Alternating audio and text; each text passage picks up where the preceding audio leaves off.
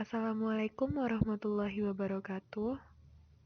Kami dari kelompok 4, Manajemen dan Teknologi Agroindustri kelas Agri A, akan mencoba menjelaskan mengenai materi bahan baku agroindustri. Kelompok 4 beranggotakan 4 orang, yaitu Faiza Hadinda Putri, Lailatur Rahmi, Nafrika Santika Putri, dan Habib Beta Permana.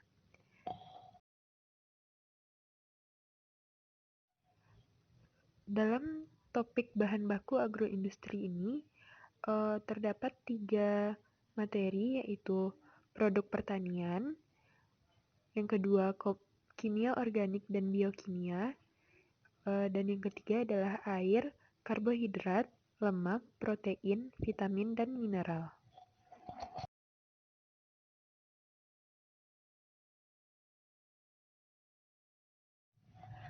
Pertama sekali kita akan membahas mengenai produk pertanian. Produk pertanian adalah produk yang dihasilkan dari pertanian seperti sayuran, bahan pokok, dan sebagainya. Produk pertanian memiliki sifat berbeda dengan produk non-pertanian. Secara kualitas, tiap unit produknya sudah dapat dilihat perbedaannya. Jika produk industri dapat menghasilkan produk yang seragam, namun jika pertanian akan menghasilkan produk yang beragam.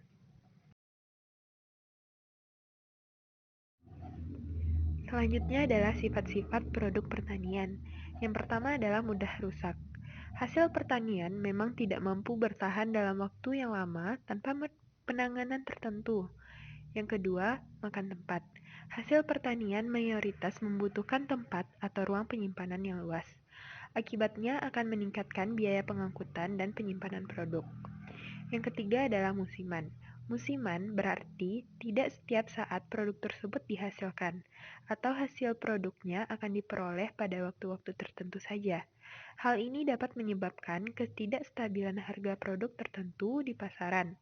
Kadang akan tinggi dan kadang juga sangat rendah. Yang keempat adalah kualitasnya beragam.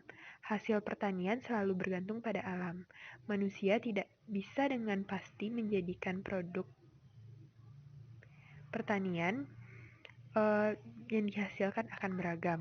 Oleh karenanya, hasil pertanian memiliki sifat kualitas beragam. Produk pertanian dapat diolah menjadi berbagai macam olahan. Contohnya, 1. Pengolahan buah menjadi keripik buah, pengolahan sampah organik menjadi pupuk, pengolahan berbagai produk pertanian menjadi tepung, pembuatan pupuk pakan ternak, pengolahan kopi, pengolahan keripik pisang, pengolahan jamu, pengolahan dodol, pengolahan produk perikanan, dan pengolahan kelapa.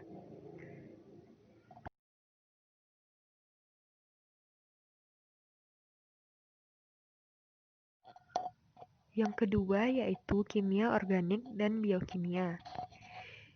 Kimia organik adalah bidang ilmu yang mempelajari tentang struktur, sifat-sifat, perubahan, komposisi, reaksi dan sintesis senyawa yang mengandung atom karbon.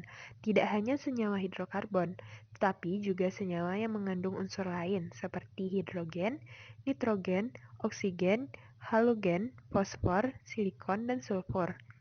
Bidang ini pada dasarnya tidak hanya terbatas pada senyawa yang dihasilkan oleh makhluk hidup melalui proses metabolisme berupa metabolit primer maupun sekunder, tetapi juga pada senyawa sintesis oleh manusia seperti polimer plastik. Senyawa organik membentuk dasar dari semua kehidupan di bumi dan merupakan mayoritas bahan kimia yang diketahui.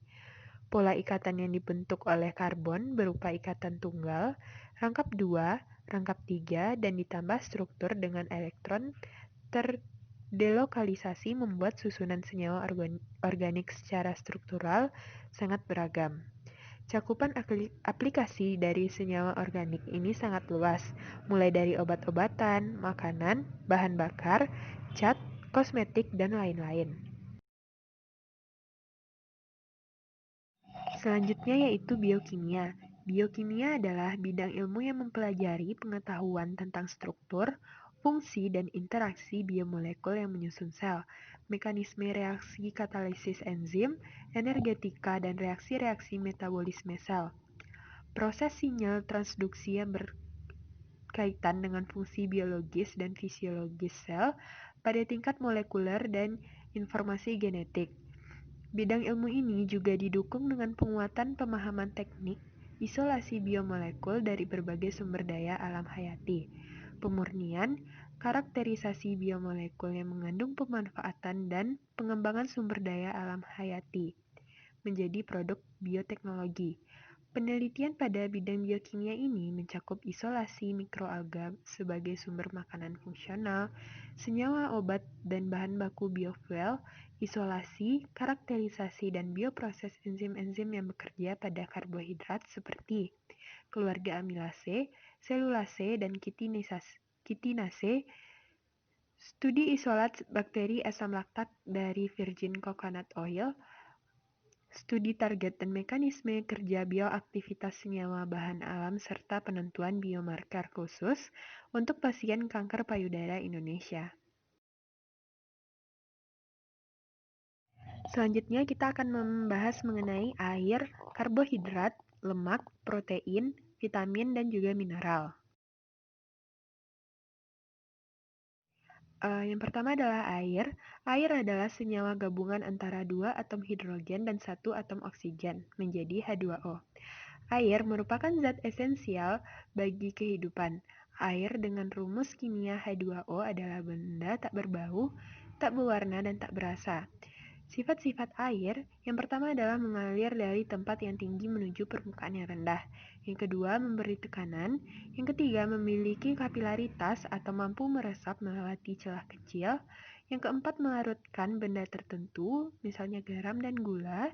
Yang kelima, berubah bentuk sesuai tempatnya. Dan yang keenam adalah dapat berubah wujud, misalnya membeku menjadi es batu. Air sangat diperlukan dalam kehidupan sehari-hari. Berikut adalah fungsi air yang digunakan oleh manusia. Yang pertama di bidang pertanian, yaitu untuk pengairan sawah dan ladang, dan juga menyuplai kebutuhan air tanaman. Yang kedua di bidang industri, sebagai bahan baku dalam suatu perindustrian. Yang ketiga di bidang pariwisata, pantai, danau, dan laut dijadikan sebagai objek wisata. Yang keempat, di dalam rumah tangga, yaitu untuk dikonsumsi dan juga untuk mandi, cuci, kalkus. Air dalam proses produksi. Peralatan proses ada yang memerlukan air secara terus-menerus dan dengan sifat tertentu, seperti satu, air proses untuk hidrolisis, boiler, dan destilasi. Yang kedua, air untuk pendingin, digunakan pada cooling tower, mesin, dan heat exchanger. Penggunaan air pendingin ini dikategorikan sebagai kebutuhan umum pada setiap mesin penggerak. Yang ketiga yaitu air untuk kebutuhan domestik dan umum. Air digunakan untuk keperluan domestik seperti untuk memasak, mencuci, dan toilet. Air ini biasanya diperoleh dari perusahaan air minum atau pam maupun dari sumur. Selanjutnya adalah karbohidrat. Definisi karbohidrat. Karbohidrat biasanya didefinisikan sebagai polihidroksi-aldehida dan keton atau zat yang dihidrolisis menghasilkan polihidroksi-aldehida dan keton. Karbohidrat biasa disebut juga karbonhidrat, hidrat arang, sakharon atau sakarida, atau gula. Karbohidrat berarti karbon yang terhidrat. Rumus umumnya adalah sebagai berikut. Karbohidrat adalah senyawa karbonil alami dengan beberapa gugus hidroksil. Yang tergolong karbohidrat adalah gula atau monosakarida dan polimernya yaitu oligosakarida dan polisakarida. Berdasarkan letak gugus karbonilnya, dapat dibedakan dua jenis monosakarida yaitu aldosa yang gugus karbonilnya berada di ujung rantai dan berfungsi sebagai aldehida, dan keosa yang gugus karbonilnya beralokasi di dalam rantai. Klasifikasi karbohidrat. Jika diuraikan, ternyata karbohidrat hanya terdiri dari 3 unsur, yaitu karbon, hidrogen, dan oksigen. Senyawa yang termasuk karbohidrat sangat banyak, mulai dari senyawa sederhana hingga senyawa dengan berat molekul 500.000 atau lebih. Senyawa-senyawa tersebut dapat digolongkan menurut jumlah senyawa penyusunnya, yaitu monosakarida, disakarida, oligosakarida, dan polisakarida. Yang pertama kita bahas mengenai monosakarida atau gula sederhana atau sakarum. Monosakarida adalah karbohidrat yang paling sederhana. Jika dihidrolisis, senyawa-senyawa monosakarida sudah tidak dapat lagi diuraikan menjadi senyawa gula yang lebih sederhana. Contohnya yaitu glukosa dan fruktosa. Monosakarida dapat diklasifikasikan menjadi dua, yaitu menurut banyaknya atom, karbon yang menyusun molekul monosakarida. Yaitu ada yang 3 atom karbon disebut triosa, 4 atom karbon disebut tetrosa, 5 atom karbon disebut pentosa, dan 6 atom karbon disebut heksosa. Selanjutnya itu menurut kandungan gugus aldehida dan keton. Dikatakan aldehida jika ikatan rangkap 2 antara atom C dengan O-nya adalah 2 ikatan berada di ujung rantai. Sedangkan keton jika ikatan rangkap antara atom C dan O-nya berada selain daripada di ujung. Yang kedua, yaitu disakarida. Disakarida terdiri atas 2 monosakarida yang terikat satu sama lain dengan ikatan glikosik. Ikatan glikosidik biasanya terjadi antara atom C nomor 1 dengan atom C nomor 4 dengan melepaskan 1 mol air. Disakarida biasanya larut dalam air atau hidrofilik. Beberapa contoh disakarida yakni sukrosa yang terdapat dalam batang tebu, bit, sorghum, nanas, dan wortel. Hidrolisis dengan enzim sukrase menghasilkan glukosa dan fruktosa. Lalu ada laktosa. Laktosa atau gula susu terdapat dalam air susu hewan mamalia. Pada proses hidrolisis menggunakan asam atau enzim laktase, dihasilkan glukosa dan galaktosa. Dan ada lagi yaitu maltosa. Maltosa termasuk gula pereduksi yang dapat diperoleh dari amilum, glikogen, dan biji gandum yang sedang berkecambah. Hidrolisis maltosa menghasilkan 2 molekul glukosa, sehingga menjadi glukosa tambah glukosa adalah maltosa. Yang ketiga, oligosakarida. Senyawa yang termasuk oligosakarida mempunyai molekul 2-10 monosakarida, yaitu trisakarida yang terdiri dari 3 molekul monosakarida dan tetrasakarida yang terbentuk dari 4 molekul monosakarida. Salah satu trisakarida penting adalah rafinosa yang terdiri atas 3 molekul monosakarida yang berikatan, yaitu galaktosa, glukosa, dan fruktosa. Ikatan tersebut terbentuk antara atom karbon nomor 1 pada galaktosa dengan atom karbon nomor 6 pada glukosa. Yang keempat ada polisakarida. Polisakarida terdiri atas banyak molekul monosakarida, sehingga molekul polisakarida mempunyai berat molekul hingga beberapa ratus ribu. Polisakarida yang dihasilkan antara monosakarida sejenis disebut homopolisakarida, sedangkan yang mengandung senyawa lain disebut heteropolisakarida. Polisakarida memiliki contoh golongan polisakarida yang penting antara lain pati atau amilum, glikogen, dan selulosa. Pati merupakan cadangan makanan pada biji, akar, batang, dan umbi. Zat pati terdiri atas rantai yang tidak bercabang dan rantai-rantai yang bercabang. Glikogen juga sering disebut gula otot karena jenis gula ini banyak ditemukan dalam otot dan hati vertebrata yang berfungsi sebagai cadangan makanan. Glikogen menunjukkan sifat kimia yang sama dengan zat tepung. Zat ini larut dalam oidal dan air dingin tetapi tidak membentuk gel seperti pada kanji. Dalam pertanian, glikogen juga telah berhasil diisolasi dari benih jagung atau sweet corn. Selanjutnya adalah selulosa. Selulosa merupakan serat-serat panjang yang bersama-sama hemiselulosa, pektin, dan protein membentuk struktur jaringan yang memperkuat dinding sel tanaman, atau dapat dikatakan selulosa merupakan penyusun utama dinding sel tumbuhan. Selulosa tidak larut dalam air tetapi dapat larut dalam pelarut Schweitzer. Turunan selulosa yang dikenal dengan karboksimetil selulose sering dipakai dalam industri makanan untuk mendapatkan tekstur yang baik, misalnya pada pembuatan es krim. Selanjutnya ada pektin. Pektin secara umum terdapat dalam dinding sel primer tanaman, khususnya di sela-sela antara selulosa dan hemiselulosa. Senyawa pektin berfungsi sebagai perekat antara dinding sel satu dengan yang lain.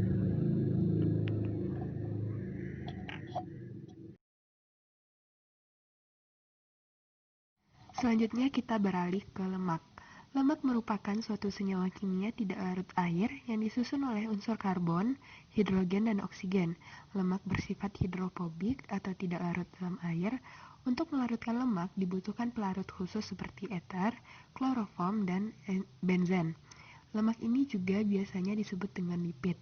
Bobot energi yang dihasilkan lemak 2/4 kali lebih besar dibanding karbohidrat dan protein.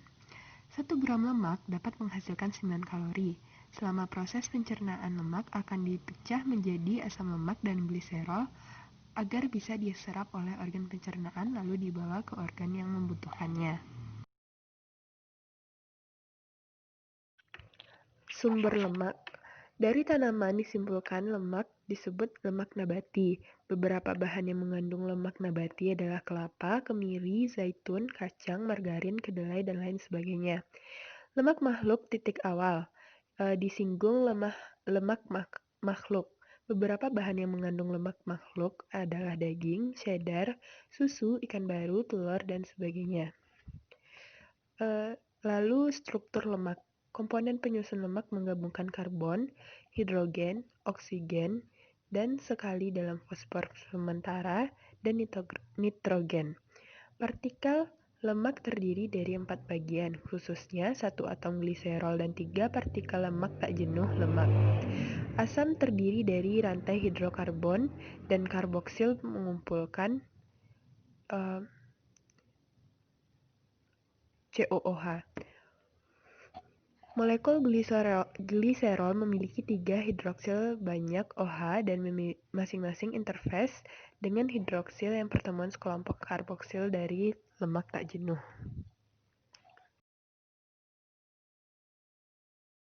Klasifikasi lemak.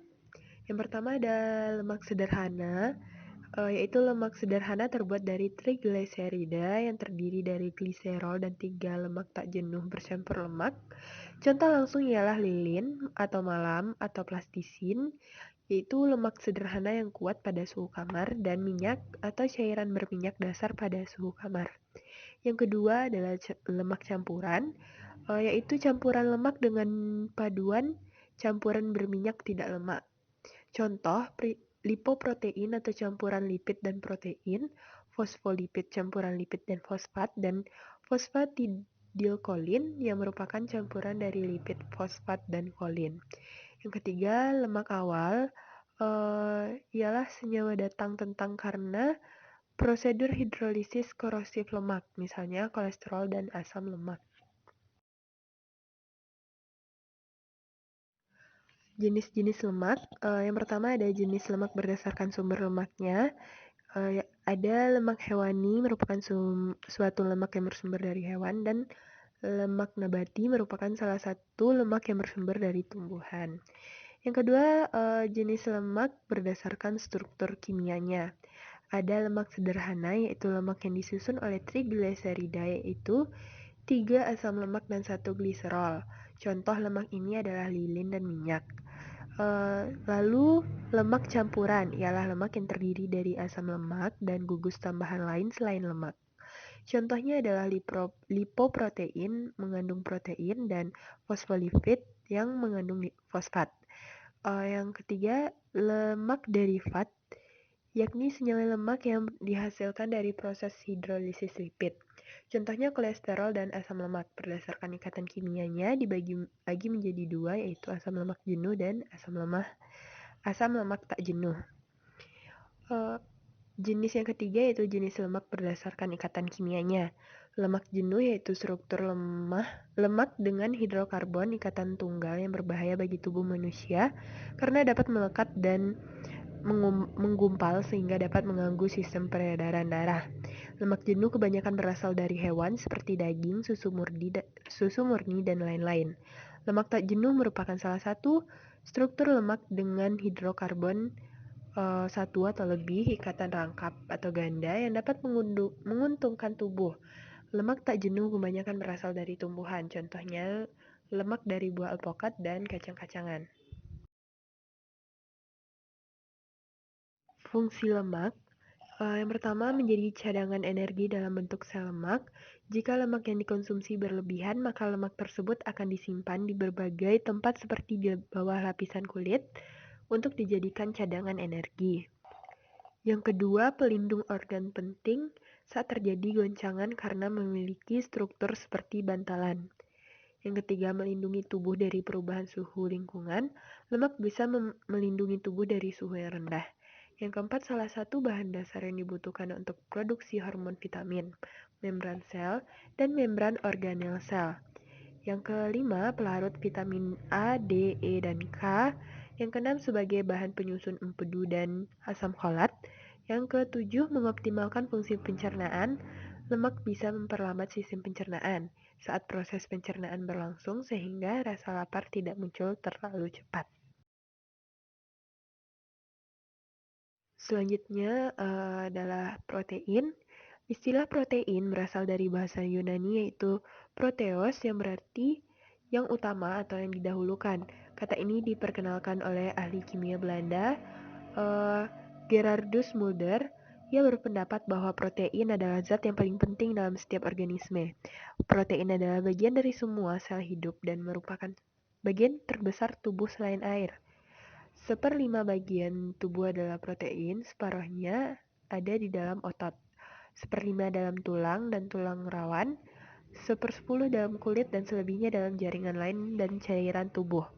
Di samping itu, asam amino yang membentuk protein bertindak sebagai prekursor, sebagian besar koenzim, hormon, asam nukleat, dan molekul-molekul esensial untuk kehidupan.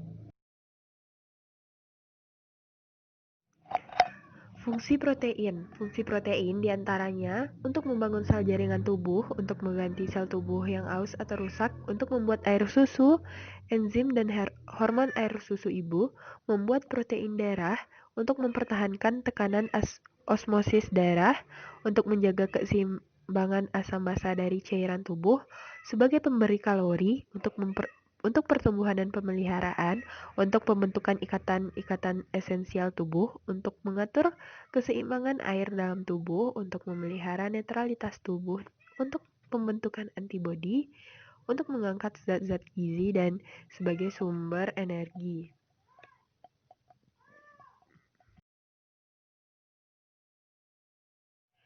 Ciri khas protein, yaitu protein mempunyai fungsi khas yang tidak dapat digantikan oleh zat kimia lain, yaitu membangun serta memelihara sel-sel dan jaringan tubuh. Yang kedua, protein merupakan zat gizi paling penting karena berkaitan erat dengan proses kehidupan. Yang ketiga, protein adalah senyawa kompleks yang tersusun atas unsur-unsur C, H, O, dan N.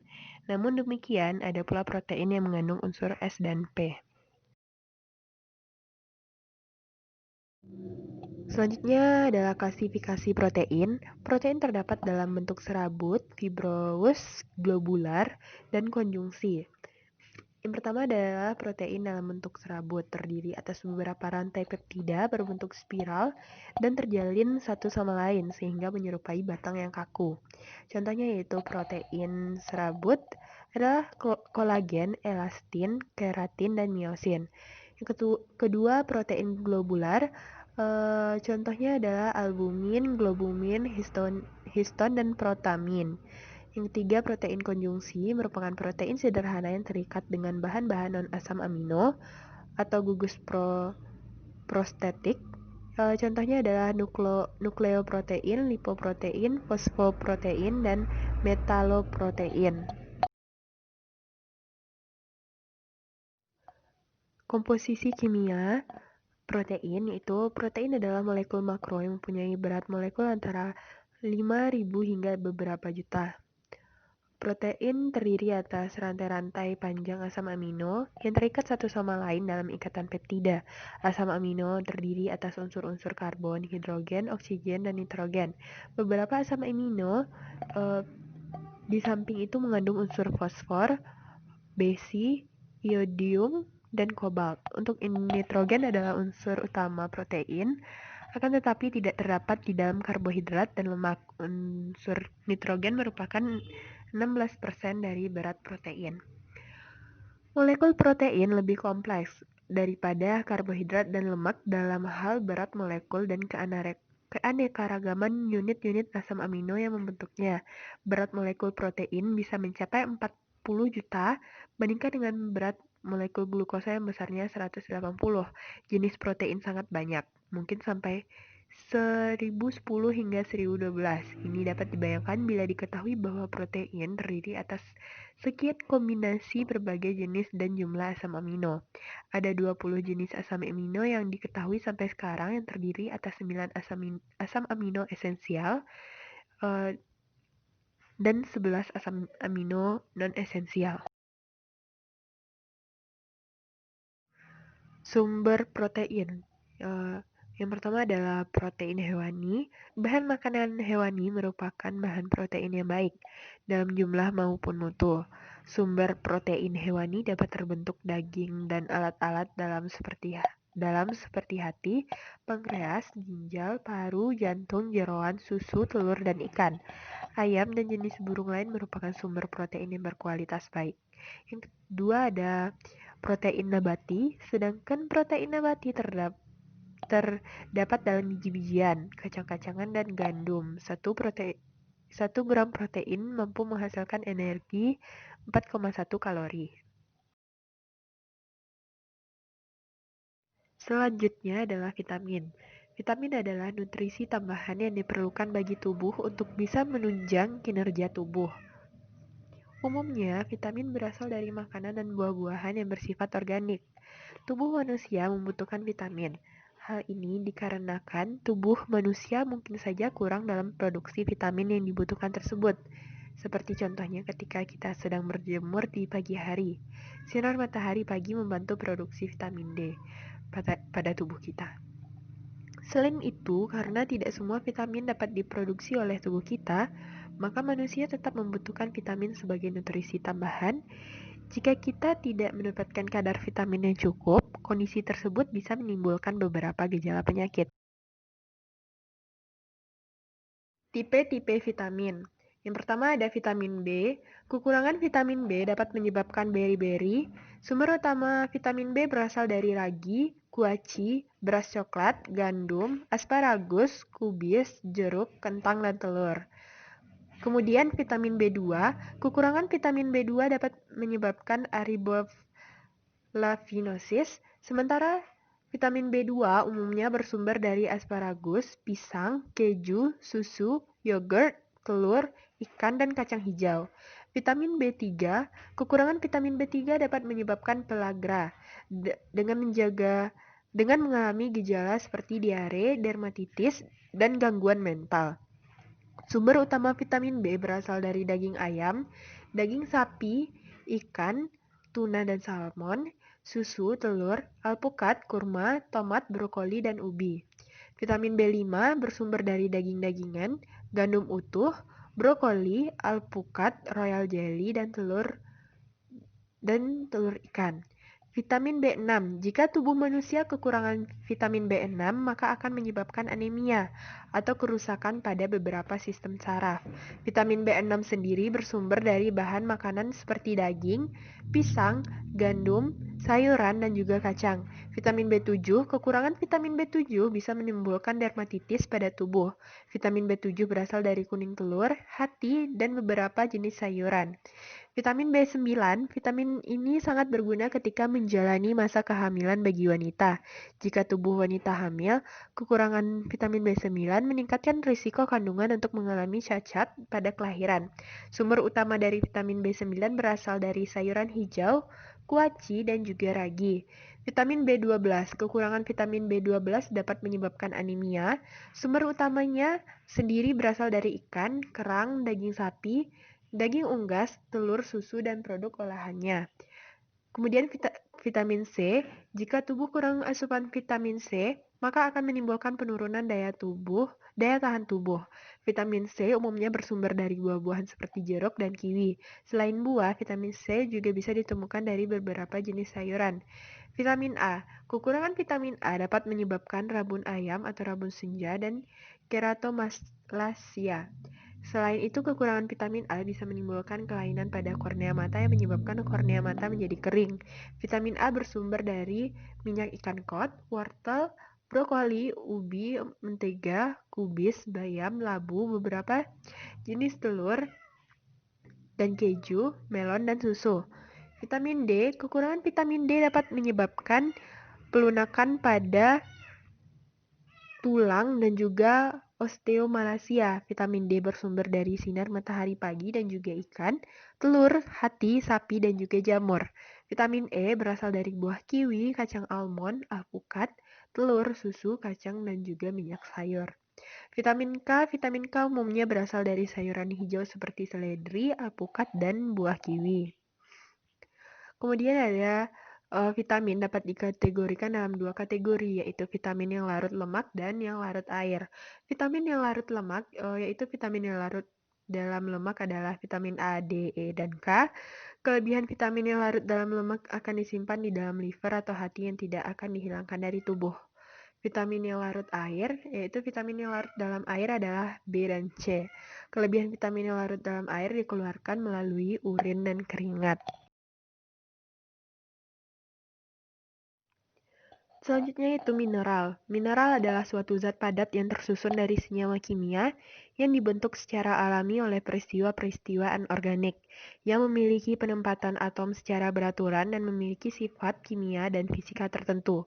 Kata mineral memiliki banyak arti tergantung dari segi apa kita meninjaunya. Mineral dalam arti geologi adalah suatu zat atau benda persenyawaan kimia asli atau yang tersusun oleh proses alam, memiliki sifat-sifat kimia dan fisik tertentu dan biasanya berbentuk padat.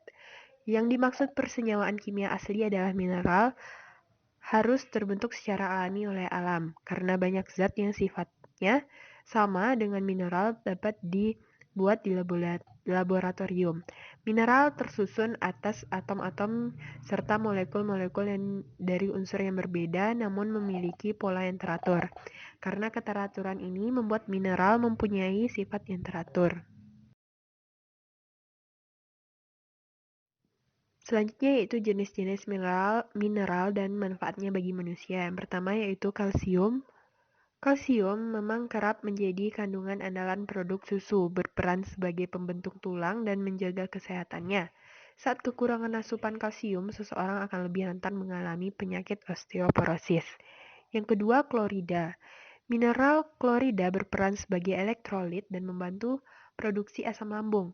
Saat tubuh kekurangan asupan klorida, risiko gangguan pertumbuhan, pusing, merasa lemah, hingga kram jadi lebih rentan terjadi. Selain itu, klorida juga berfungsi mengaktifasi sel dan yang memproduksi imun. Yang ketiga, magnesium. Kekurangan mineral yang satu ini dapat meningkatkan risiko penyakit jantung koroner, diabetes, tipe 2, hingga gangguan fungsi otot dan saraf. Pasalnya, magnesium berperan sebagai zat pembentuk darah merah yang mengikat oksigen dan hemoglobin. Mineral juga berperan sebagai kofaktor enzim, fungsi otot dan saraf. Yang keempat, kalium. Kalium menjadi salah satu jenis mineral yang cukup dibutuhkan tubuh. Zat ini dibutuhkan sebagai pembentuk aktivitas otot jantung, regulasi osmosis, fungsi otot dan saraf, kofaktor enzim, dan sebagai metabolisme energi. Kurang mendapatkan asupan ini bisa memicu terjadinya diare, muntah, lemah otot, serta turunnya tekanan darah. Yang kelima, zat besi atau Fe. Zat besi berfungsi untuk membantu mengantarkan oksigen ke seluruh bagian tubuh. Selain itu, mineral yang satu ini juga dibutuhkan untuk kofaktor enzim, fungsi otak dan otot, serta memperkuat sistem imunitas dalam tubuh. Kekurangan zat besi dapat memicu terjadinya anemia yang memiliki gejala pusing, lemas, dan tidak bertenaga. Yang keenam ada tembaga atau cuprum. Mineral ini memiliki fungsi yang menyerupai zat besi. Tembaga berfungsi sebagai kofaktor enzim, metabolisme energi, membantu fungsi saraf, bersifat antioksidan, dan melakukan sintesis jaringan pengikat. Saat tubuh kekurangan tembaga, maka risiko anemia, gangguan fungsi saraf, depigmentasi rambut, serta gangguan tulang pun akan meningkat. Yang ketujuh ada iodium. Mineral iodium berguna dalam fungsi reproduksi, metabolisme, dan pertumbuhan.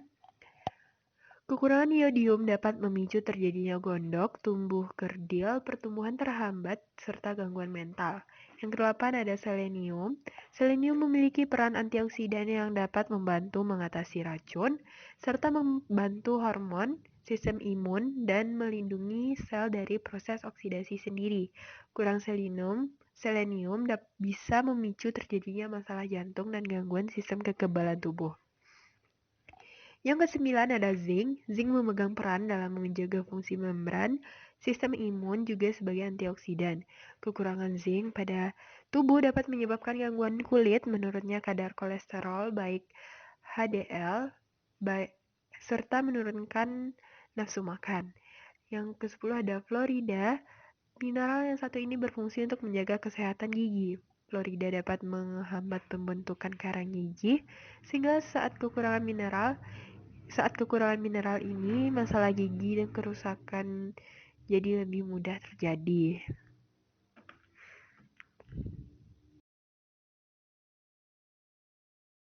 Baiklah, mungkin hanya sekian materi yang dapat kami jelaskan mengenai bahan baku agroindustri, ketidaksempurnaan pengambilan materi, dan juga kesalahan dalam penyampaian.